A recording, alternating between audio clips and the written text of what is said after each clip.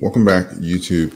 A couple of weeks ago, I made a video and I talked about a couple of things that I believe that was happening in the market on the, I guess you can call it on the macro level, that was kind of helping them to do this swap and this readjustment of their crypto portfolios across the board. And I made the proposition that I believe that these institutions were buying into the market for quite some time, anticipating that their ETFs will be approved.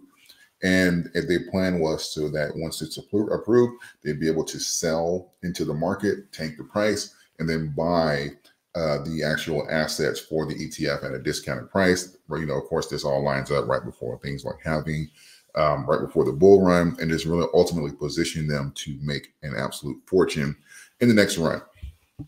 And we're seeing a lot of evidence of that happening right now with like Grayscale and stuff with the Bitcoin sell-off at the same time that BlackRock is buying absolutely astronomical amounts of Bitcoin. They've literally bought over a month's supply so far of the actual mining of the new coins coming into the market. So that's really a big deal when you look at the macros here. And I believe we're seeing those adjustments across the board. So the reason I say we're going to take a look at the chart some more, the reason I say I believe no one's buying it is because you look at when we hit these pivot points, the buying pressure immediately comes in and they start to acquire. So if they want to get these coins lower, they're going to have to start dumping more aggressively to kind of outpace the actual buying pressure that comes in.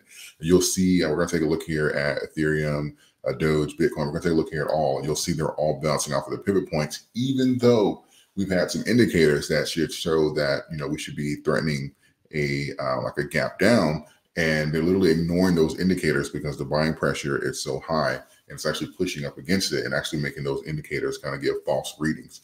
So we're going to take a look here at the charts. Just kind of keep that in mind that we are seeing an accumulation by institutions versus the retailers. And you'll see shorts and stuff like that come in just to try and get the asset price down. And some of that could be institutional. Again, the goal is to obviously get it for the absolute best price. But I believe for the most part, the communities are taking action to actually take advantage of these prices so that they're not missing out on this and just kind of being scared by like the FUD or these sharp price drops. So let's take a look here because I want to bring up BTC first, and then we're going to take a look here at Doge. And also, by the way, the Ethereum ETF appears to have been delayed. So you see BlackRock is moving relatively quickly to try and secure these ETFs for their assets. So just keep in mind that if you have institutions that are coming into the market, this does not equal a sell-off or less money into the market. It means there's more money into the market. So don't be confused by the short-term price action that you're seeing here. So what we're looking at here, we have the 14-day threatening to cross the 72. So Bitcoin has literally bounced off of almost 2 days in a row now, that 40K mark. We've seen a dip below it, but typically it's been closing above it. And this is kind of coincides with what we're seeing here, trying to fill this gap. And ultimately that will try to put it around 38,579, which it did hit roughly.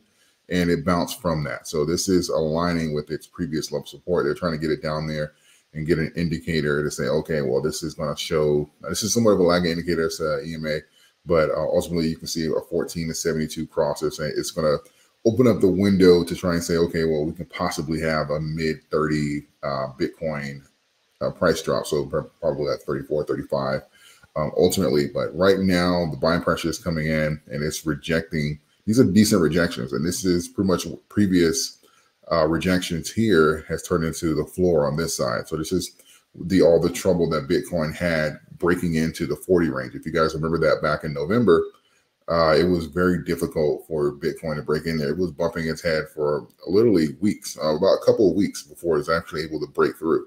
And so now we're seeing the opposite. We're seeing that flip to the floor here. And we got a decent rejection yesterday. It looks like we're not even going to threaten to go that low today. So this is what I mean by building out those floors. And, when you're on a positive trend, it's okay to not have these gaps here, because this here is what's going to save you when manipulation and BS and even negative catalysts just emerge as things that you can't account for. This is what's going to save you, because we filled this relatively quickly to the downside. So let's take a look here at Doge. That's the wrong chart. Try Binance. Here we go. So take a look here at Doge, and what we're seeing here is hanging out here around the 382 mark. This is where we're hanging at around 382 to 747 mark on the Fibonacci. And this is kind of where we've been able to grab that support. And what I mean by ignoring the signals that I was talking about earlier in the video is we had that 14-day cross the 72 here, which indicated we should have had this big sell-off here, but we actually caught ourselves within the same zone, trended sideways, regained those, obviously because of the X payments. And then we are still consolidating in this range here, despite the massive sell-off, despite the massive spikes and shorts that we've seen over the last 3 days. We're still hanging out here in this zone. So I believe that we're consolidating right here. We're hoping to consolidate around the 10-cent range.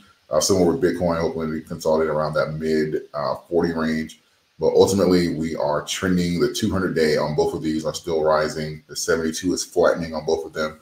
So this is, for us, for long-term catalysts, it's actually still on the upside here. We haven't seen anything sharp enough to start bending some of the stronger indicators of the general trend of these assets. So if we look at here, we are pretty much hanging out. Same thing with Bitcoin. We're hanging out around those November rejections, similar to what we just saw with Bitcoin, wherever we were bumping our heads at for November, that this sideways action here has turned into, well, pretty much the floor, just the ceiling has turned into the floor on the flip side.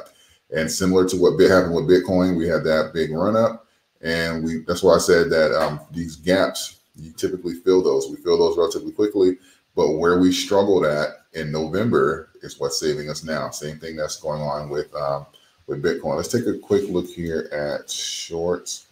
I want to see, okay, yeah, so they covered greatly and came back in, and looks like they're down about 6% on the day.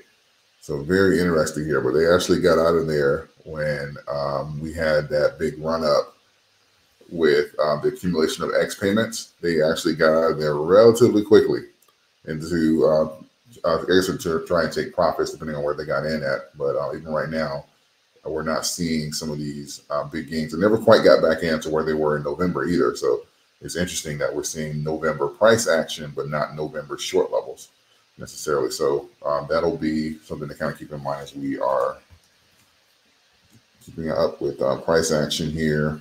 Ethereum is seeing the band in the 14, and we're pretty much bouncing off of the 72-day.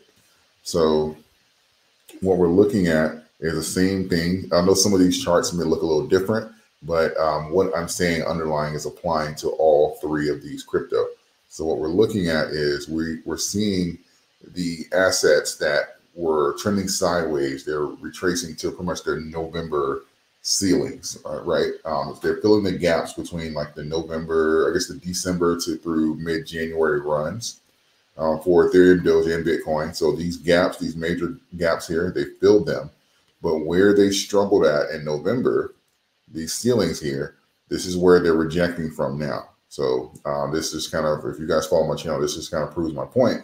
But I'm saying it's okay to trend sideways. It's okay to struggle with certain price points, because that's going to be your entry points on the flip side of that when you start having these sell-offs. And again, it's not the, some people say, oh, okay, well, it's a big sell-off. It's not the end of the world. When you see these assets run, they're going to cool off and they're going to have sell-off periods. That has nothing to do with where they're going to go. If it's Bitcoin going to 100,000, we're going to have several more sell-offs before it gets there. If it's Doge going to, if you want to say 25 cent, 50 cent, we're going to have several more sell-offs before we get, plenty of sell-offs before you get there. If there's going to be plenty of sell-offs before you get there. It's not a straight shot. It's not like something you can put a time frame on and say, okay, well, this catalyst right here is just going to take off like a rocket ship. And with the Bitcoin ETF, it's just going to take off from 38,000 and go straight to 100. No problems like that. That's not how this works. Not even in the stock market. That's not how this works. People are going to take profit. So just kind of keep that in mind when you're looking at these assets and comparing price action and trying to overlay that with like micros and macros. So with that being said, that is my price update. I do believe that we're going to probably see a couple more weeks of this. just as these companies are trying to do their swaps and get ready for having and position themselves ultimately for the cash that's about to come in there. So if you are still participating in the markets, just kind of consider, doing the same thing. Like, don't typically when they are accumulating, you want to be accumulating. You don't want to be on the opposite side of big money, right? So big money, when they start pumping the market, you want to already be in position. You don't want that. You don't want their pump to be your accumulation period. And that's typically what gets retailers in trouble. So don't, necessarily be on the opposite side of them. So that way you can kind of ride the wave, and that's where you're going to see most of your gains. Anyway, this is my price update. Let me know your guys' thoughts in the comment section. I appreciate all of you, and I will see you guys in the next video.